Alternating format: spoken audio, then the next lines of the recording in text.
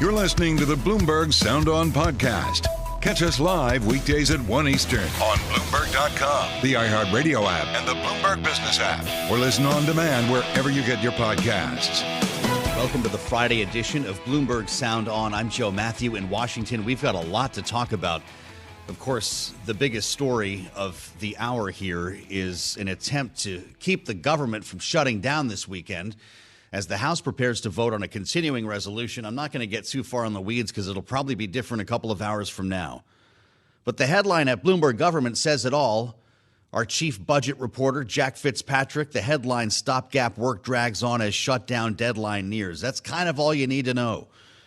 As Jack writes, lawmakers expect to shut the government down after tomorrow night's deadline. The House and Senate continue work on separate stopgap funding measures and have not even started bicameral negotiations. So midnight Saturday Night Live, apparently this is all going to happen, although that's what we've been hearing for weeks. And still, the slow motion train wreck happens before our eyes. I'm glad to say that joining us from the Capitol right now is Congresswoman Haley Stevens, Democrat from Michigan's 11th District, who we're going to talk about a couple of things with, including the latest from the UAW. Congresswoman, it's great to see you, and thank you for joining us on what I know is a very busy day. I'm told that you might have to leave, actually, in a few moments to go vote on a continuing resolution. Is that going to happen today?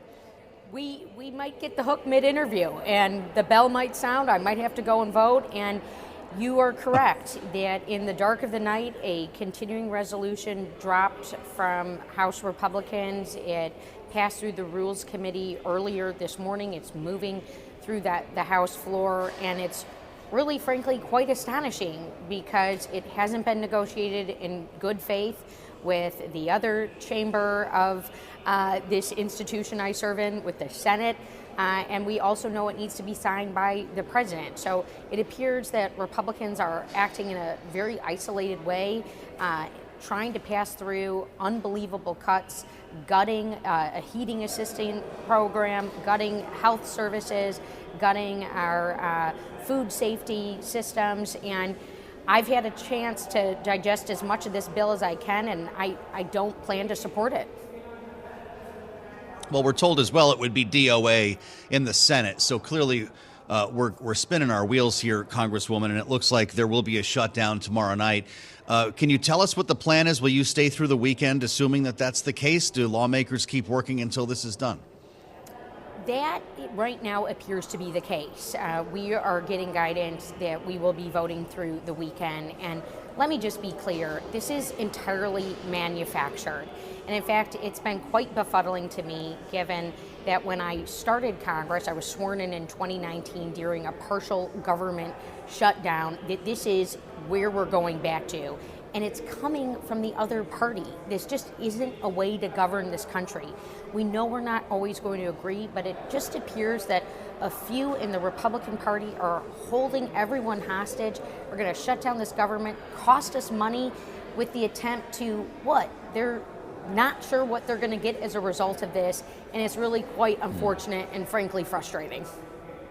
I hate to be repetitive to our listeners, Congresswoman, but I can be a stickler, I guess, sometimes. I'm just still struck by the fact that last August there was an agonizing debate, a weeks-long debate that prevented a default to make a deal that would avoid all of this drama, the debt limit deal that set top-line numbers and created a structure, I guess I should say, for this budget negotiating process. That, of course, fell through. The Senate wanted more. Members of the House wanted less. I just wonder your view, though. If Speaker McCarthy brought that back to the floor, it passed comfortably in bipartisan fashion, would it pass again today? Well, I would say that it did pass at the time. It might not pass now, but in this business, we are in a place where your word is everything. And so we weren't supposed to be in this place. We agreed to top line numbers. We pass annual budgets in this country. I mean, I'm starting to look to Q1 of next year, thinking about where we're going to be in March when we're working on the 2025 budget. Will we have a budget for this year? Are we going to put the American people through repeated shutdowns? Looking in the crystal ball. I was just on the floor of the House talking with colleagues, and I've almost never seen anything like this. We're all looking at each other with blank open eyes, wondering what's going to happen, wondering when the Republicans are going to come to the table. So, yes, you're right. We passed a deal in August. Would it pass today? It seems that the extreme few who have now taken the Republican Party and therefore the country and our Congress and somewhat our country hostage by their demands, I don't know if they'd pass something like that again. And that's certainly why they're heading towards a government shutdown right now. So the earth is shifting under our feet, obviously. I want to ask you about the UAW, Congresswoman, but I'm curious about two things. What you make of this motion to vacate we keep hearing about. If there is a vote on a CR, apparently Matt Gaetz will try to fire Kevin McCarthy. And are you hearing from moderate Republicans? Are you guys whispering in the halls about how you're going to save this? Well, I'm going into a meeting with the Problem Solvers Caucus later this afternoon. I'm not sure if that is going to be on the docket. Our meetings are private, but that is a bipartisan group. And frankly, what I've been hearing around motion to vacate right now are rumors. I was in the middle of working last night when a Washington Post story broke about potentially replacing Speaker McCarthy with Tom Emmer. That hasn't necessarily been verified. Mr. Emmer rejected those concerns. I think these rabble-rousers are just trying to do anything to wrest control, and maybe those holding the line see that as not necessarily the best path forward because they'll just be right back where they started. But one thing is clear. Trust has been broken. Trust has been broken with Mr. McCarthy and the Democratic caucus and apparently the White House, and now it seems like within his own conference, which is why we are in this place. The American people are sick of manufactured crisis. I'm sick and tired of this as well. We don't need to be in this place. We were passing a CHIPS bill last year. We were doing infrastructure at the beginning of the term. We were lowering the cost of prescription drugs. You know, the American people need a government that's going to work for them. And yes, we need to tackle long-term realities around our debt and our deficit, but this is not the way to do it. We've been doing this for 10 years, and it just doesn't cut it. We're talking with Congressman French Hill a bit later on. The Republican from Arkansas reportedly had some choice words. I believe it was an F word for the aforementioned Matt Gaetz. Congresswoman, does that kind of symbolize the state of the Republican conference in the House?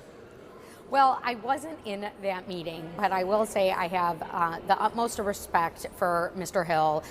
We actually both serve as co-chairs of the task force on American hostages and Americans wrongfully detained abroad. I've worked with him very closely on my constituent Paul Whelan, the longest detained American in Russia. And I think when someone like French Hill is reportedly losing their temper, you know something's not going right in the Republican conference. And we're hoping cooler heads prevail. We're hoping that these extremists, we don't really know what's motivating their concerns right now, will put the country first, put good governance first, put stability first. We just had a COVID-19 disruption just a few short years ago that we just made our way out of. We got a lot of good things going right now. Let's not manufacture this type of scenario. Well, I'll tell you what, we'll relay what you said to Congressman French Hill when he joins us on Balance of Power on Bloomberg TV at 5 o'clock later today. Congresswoman, we've got big news from Detroit. This would be our lead story on any other day without the government shutting down. It looks like Ford is back on the naughty list. The UAW is stepping up strikes against GM and Ford, not Stellantis this time. But now that we've crossed another deadline, are we in any better place than we were a week ago?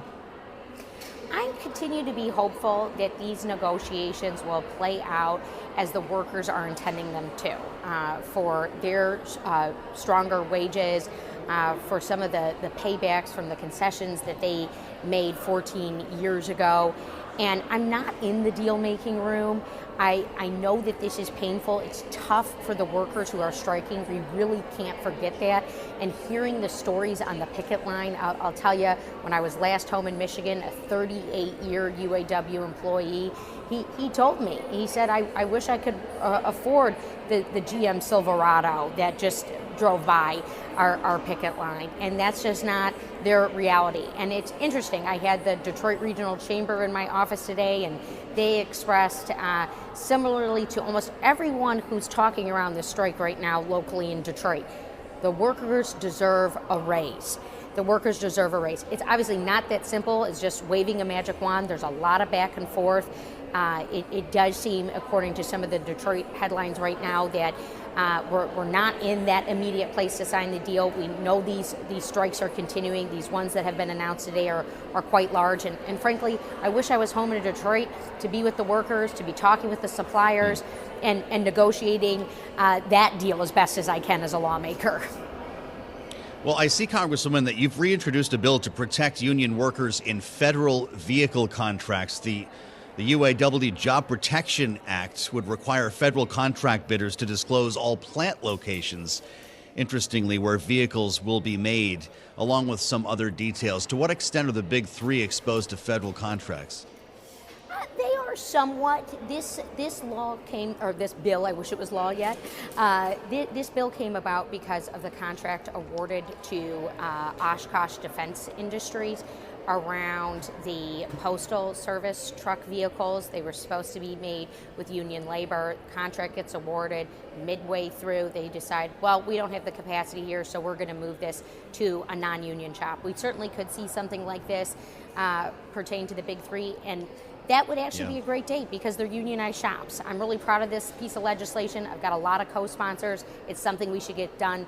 And frankly, it's very frustrating as a lawmaker when we pass these laws and then they go to be implemented around infrastructure, around the Inflation Reduction Act.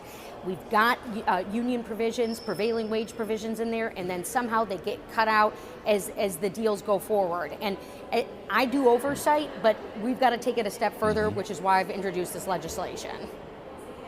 I have to ask you while you're with us, Congresswoman, I didn't think we'd be speaking this long with, I know, your looming votes, but we've lost Dianne Feinstein. We learned this morning that the senator has passed at 90, the longest serving female U.S. senator who, of course, inspired many women and men, for that matter, to enter politics. And I wonder if you have any reflections on this news today. Yeah, well, thank you for the chance to reflect on the line of the Senate, Dianne Feinstein. She was such a champion for gun safety. She led the assault weapons ban, and she blazed the path for so many women and her family, her legacy. It's in my thoughts. We were just on the floor of the House. Speaker McCarthy was in the chair. Nancy Pelosi, our Speaker Emeritus, was behind the podium, and we had a moment of silence for Senator Feinstein. Obviously a tough time for her family and a real loss for the Senate at this time. Yeah, I appreciate your weighing in on that. Congresswoman, thanks for joining. It sounds like you're a no vote on the CR. Did I get that right before you leave us? I don't plan to vote for this bill that would gut critical funding for so many Americans and programs that we rely on, and frankly something our president wouldn't sign and wouldn't make it through the Senate. We need a real deal. Let's be mature. Let's get that done. I know it's a busy day in the Rotunda. Thanks for joining Congresswoman Haley Stevens, the Democrat from Michigan, here on Bloomberg Sound On. I'm Joe Mathieu in Washington, where it's going to be a working weekend. Hey, maybe I'll talk to you Sunday night. Don't make plans for that. As we bring our panel in now, Jeanne Zaino joins Democratic analyst and Bloomberg politics contributor, and Lisa Camooso Miller is here as well. What a perfect panel to have today. Partner at Reset Public Affairs, former RNC communications director. We're going to try to get to both sides of this, and we've got a lot to talk about here. Jeanne, I can't imagine what's going through your mind right now, because we've talked about this something like every day for the last month. We could have avoided this if serious people were at the table, couldn't we? That's right. And your conversation with Representative Stevens, I mean, she is just so clear, and she is absolutely 1,000% right. This is a manufactured, man-made crisis. It doesn't have to be this way. And it is being manufactured by a small number of Republicans to the detriment of all of us. So it is not surprising. From one perspective, we knew it was coming, but it is shocking that they would push us to this degree, and also shocking that Kevin McCarthy doesn't call their bluff and say, fire me, I'm going to do the work of the American people. Yeah, right. You want to do. He hasn't done that yet. That's shocking. All right, we'll add the voice of Lisa Camooso Miller coming up as well, because, you know, look, if they vote on this CR that Haley Stevens is about to vote no on, he gets fired, right? That's what Matt Gaetz said. Let's see if we call any bluffs today. Our panel's up next. Jeanne and Lisa. I'm Joe Mathieu in Washington. This is Bloomberg. You're listening to the Bloomberg Sound On podcast. Catch the program live weekdays at 1 Eastern on Bloomberg Radio, the TuneIn app, Bloomberg.com, and the Bloomberg Business app. You can also listen live on Amazon Alexa from our flagship New York station. Just say, Alexa, play Bloomberg 1130. As we reassemble our panel with regular order in mind here, Jeanne Zaino is with us along with Lisa Camooso Miller, who was at one time the communications director for the RNC. She's now partner at Reset Public Affairs, spent time in a Republican speaker's office and knows exactly the conversation that's taking place.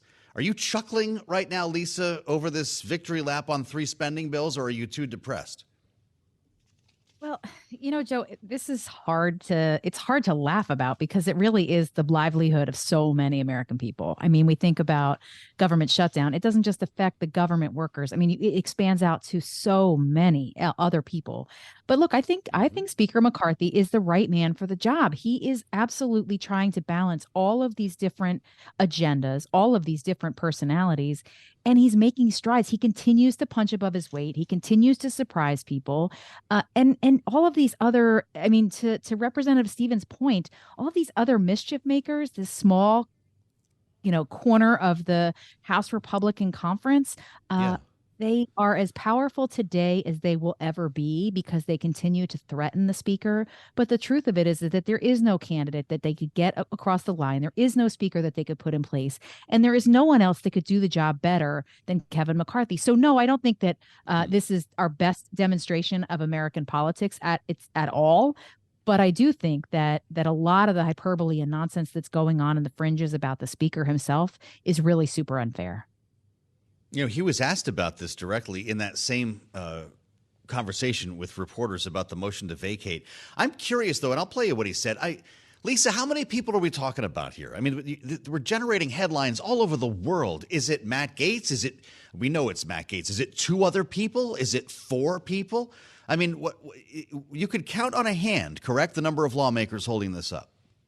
Yes, that's correct. I mean, on one hand, I think. And I think that there's probably contours of a variety of folks in the Freedom Caucus that are agitating in one direction or another. But the truth of it is that the mastermind behind all of this mischief is Matt Gaetz. And it's because he has a personal vendetta against the speaker from everything I see. Mm-hmm. So this alone, it's petty, it's childish. It's honestly, it's bad government, and it really needs to stop.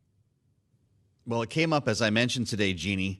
I don't know if you think of Matt Gaetz as a mastermind. I know Lisa didn't mean it that way. But here's Kevin McCarthy's answer to, you're reaching out to members to try to see if you can survive a motion to vacate.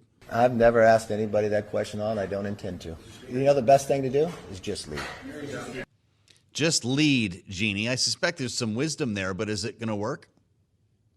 Well, God willing for all of us, it works. But we are now, just several hours away from a really dramatic shutdown. We will have 2 million people in the armed forces and law enforcement who will work and not get paid. But who will get paid?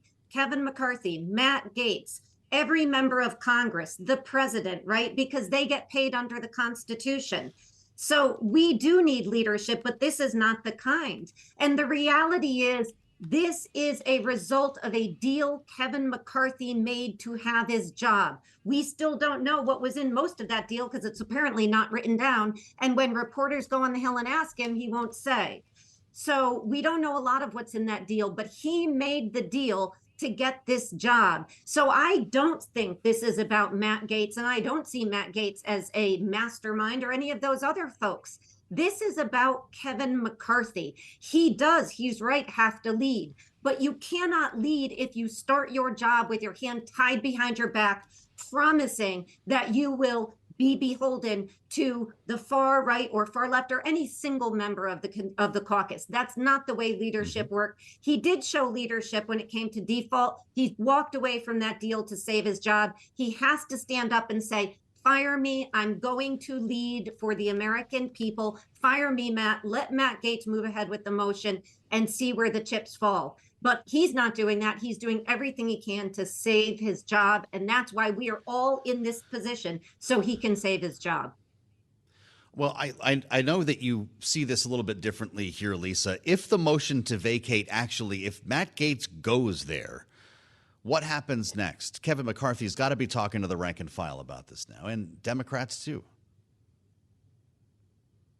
I think that that's probably Matt Gaetz's last best move. I mean, I think that's the last time that he has any power at all in the conference.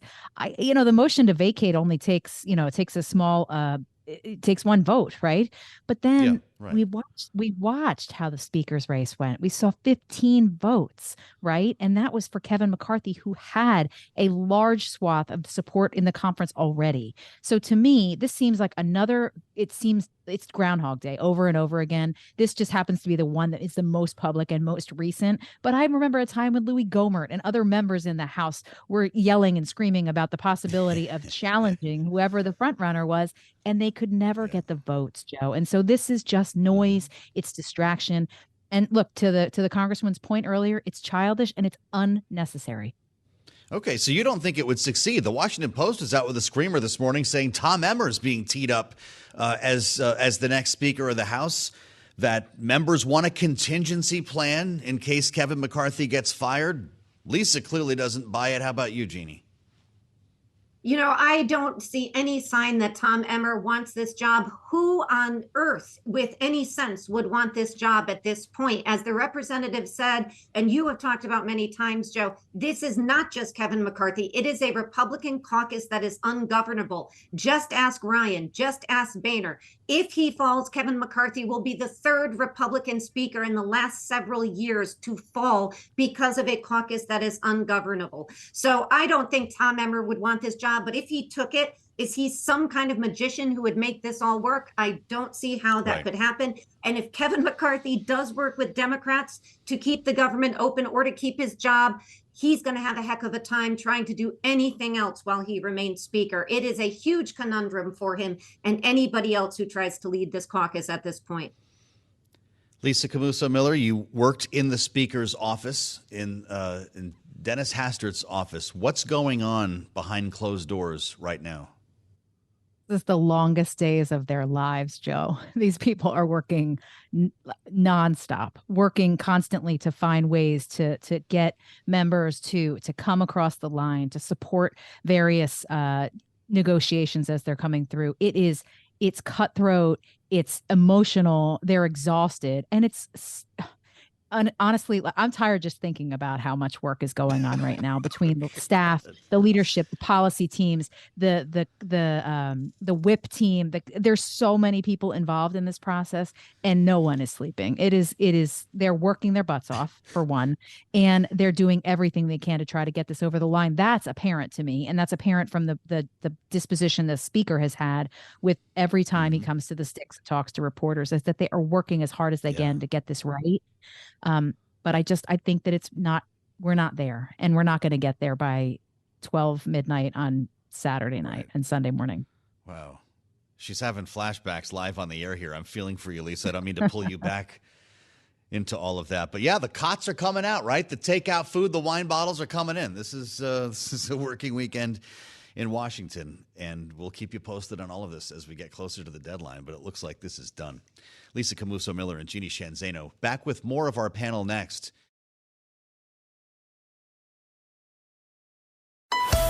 You're listening to the Bloomberg Sound On podcast.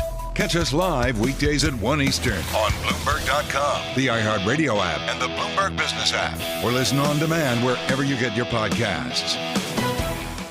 So Ford is back on the naughty list. The UAW has been hearing on Bloomberg, is expanding its historic strike against all three of the big three, this time targeting GM and Ford. Remember, a week ago at this time, they held off on Ford because progress was being made. This week, it's Stellantis. They're holding back on Stellantis, and we heard about this from Shawn Fain a bit earlier, of course, the head of the United Auto Workers. What we win at the bargaining table depends on the power we build on the job.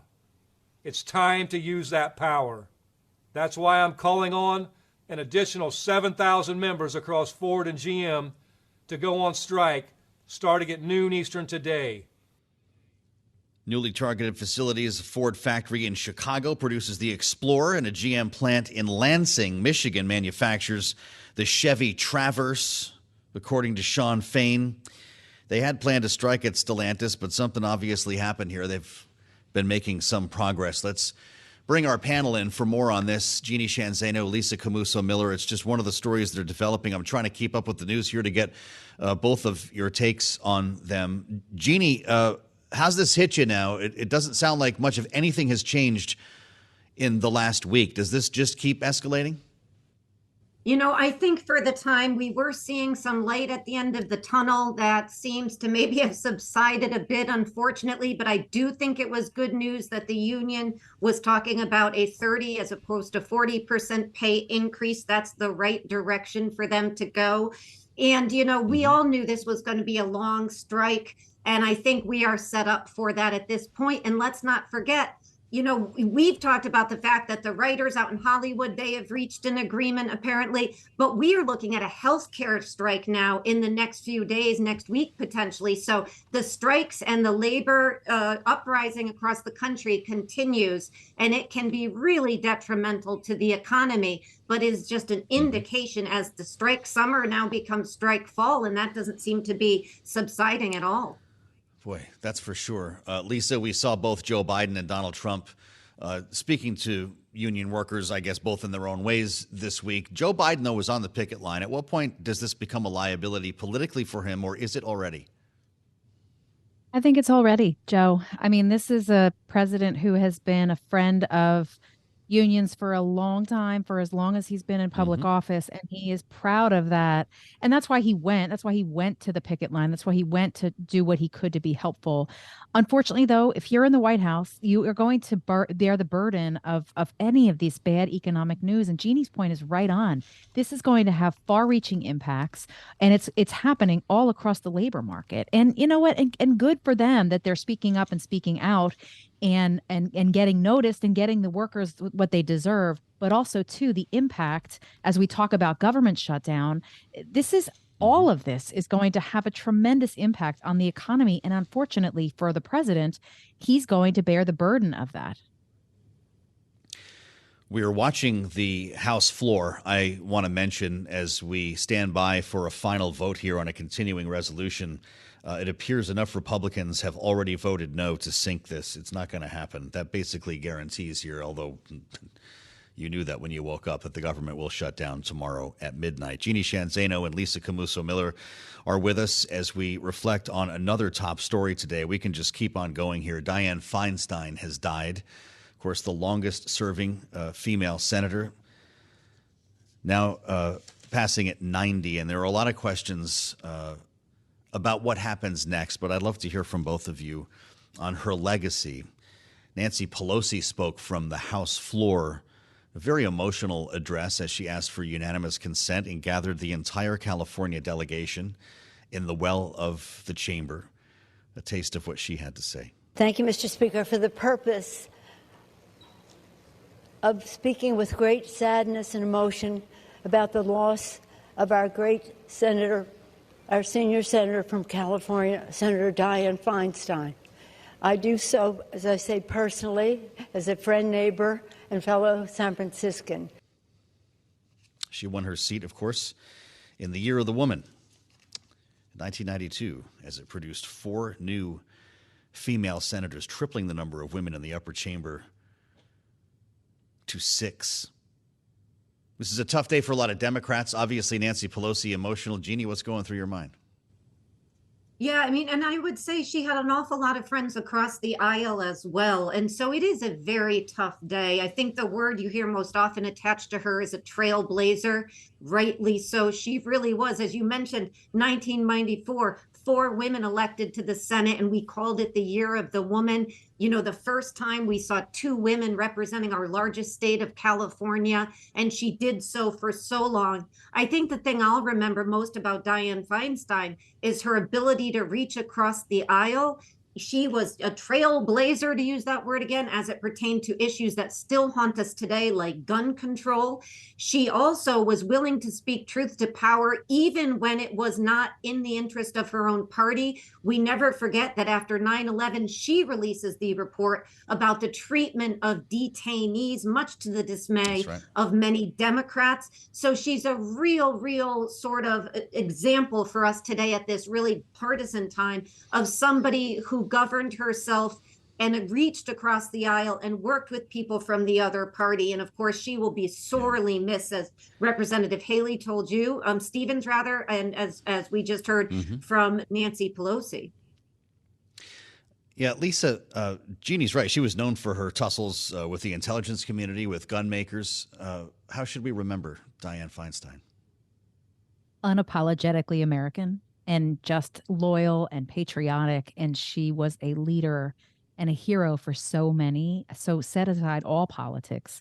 What I loved about the senator is that she really did speak to power. I mean, she really did stand up to those, regardless of politics, regardless of party, and did the right thing. And that's the way she will be remembered. She'll be remembered for all of the historic marks that she hit, from being the first female mayor of San Francisco to being the elected in the year of the woman, 92. I mean, just a big loss for the Senate, and a big loss for the country.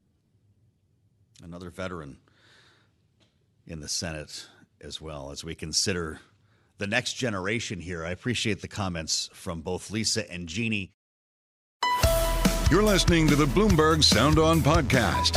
Catch us live weekdays at 1 Eastern on Bloomberg.com, the iHeartRadio app, and the Bloomberg Business app. Or listen on demand wherever you get your podcasts. We're joined now by the Vice President, Director of Economic Studies Program at Brookings, former Chief Economist at the Treasury Department. He was also a former Assistant Treasury Secretary in the Biden administration, and he's all ours at the moment. Ben, it's great to see you as we try to understand what's actually going on inside the Treasury right now. When it becomes clear that a shutdown is happening, what are the next steps? Well, the Treasury Department, like every other federal agency, has put out contingency plans, understanding that this might actually happen.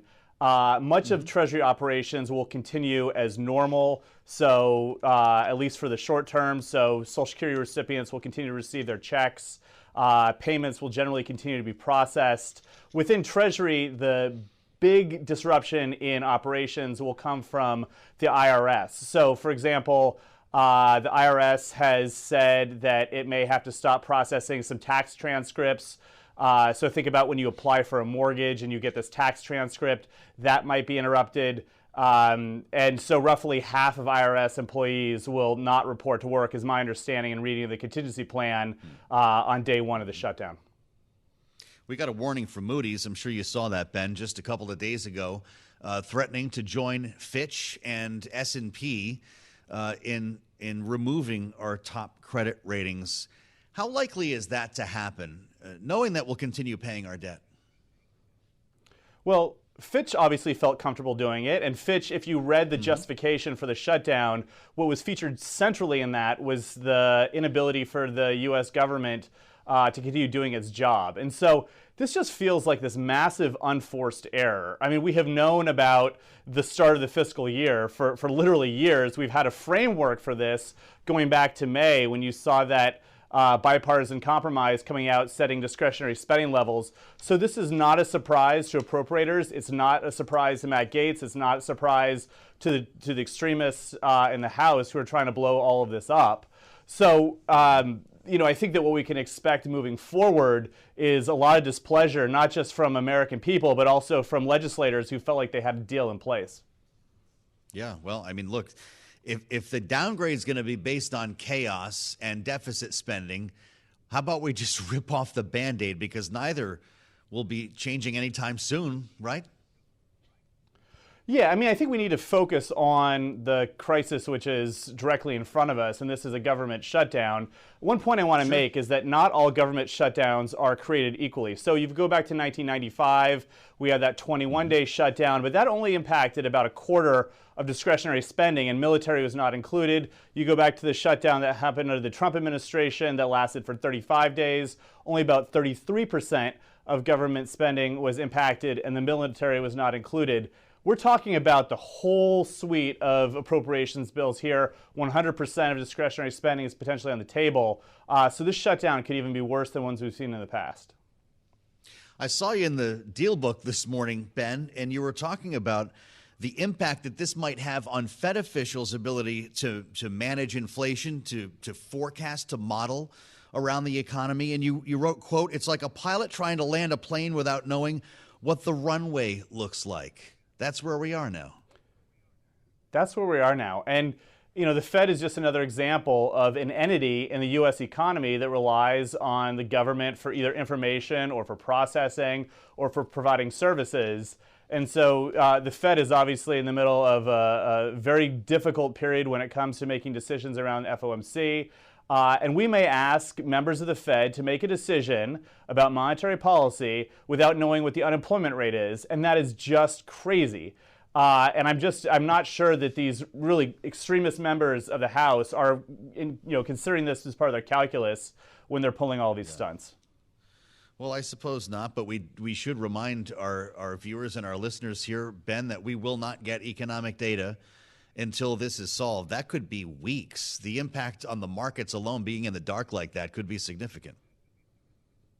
Exactly. We have no idea how long this is going to last for.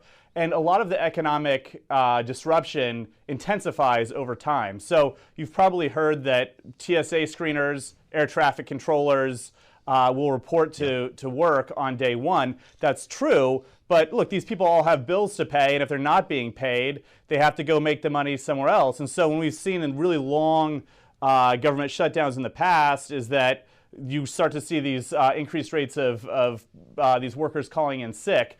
Look, our nation's domestic travel system is pretty central to the U.S. economy, and if it means you can't go through security, if it means you can't safely travel on an airplane because an air traffic controller isn't reporting to work, that's a pretty steep economic cost. And I could give you a dozen different examples about how this impacts the U.S. economy, but the point is that the magnitude of the shock, the intensity of the disruption increases over time. Yeah. Well, isn't that right? Is it possible, maybe you can bring us inside the Treasury Department here for a moment. Will they have their own estimates on economic data? Would Commerce, for instance, have its own? Does the White House have data that just simply won't be released publicly, or those numbers will not be available, period? Those numbers will not be available, period. Now, you've seen some Fed officials say, look, we can turn to other sources of data. They can turn to private sources of data to try to get a sense of what's going on. But if I'm on the FOMC, or if I'm staffing someone on the FOMC, I really want the best data possible so that person can make the best informed decision. There's nothing that substitutes for a federal inflation report. There's nothing that substitutes for the employment report. That's too comprehensive, too well established, and there's really no substitute for those data sources. Are we making phone calls to foreign debt holders? Is there business? Are there transactions with overseas governments that are impacted by this? Not that I'm aware of. I think that the debt payments will continue to be made. This isn't quite as severe, or really anywhere near as severe as the debt ceiling impasse that we were dealing with back in May of this year. That doesn't mean it's not costly. So Goldman has an estimate that this will subtract about 0.2% off of growth. About 3/4 of that impact comes from federal employees not getting paid, and the rest comes from the private sector. But I think that most of the payments will continue to be made. What doesn't happen is that things like small business loan applications, those won't get processed. But as far as the payment system for the federal government, in most circumstances, that will continue as normal. We're spending time with Ben Harris, former Chief Economist, the Treasury Department.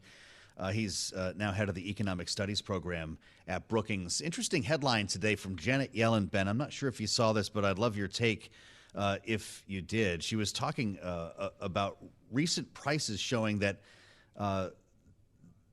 that the price cap on Russian oil may not actually be effective, that it may not be working. And we know that Russia has brought in billions of dollars in dark oil exports. What do you make of this news?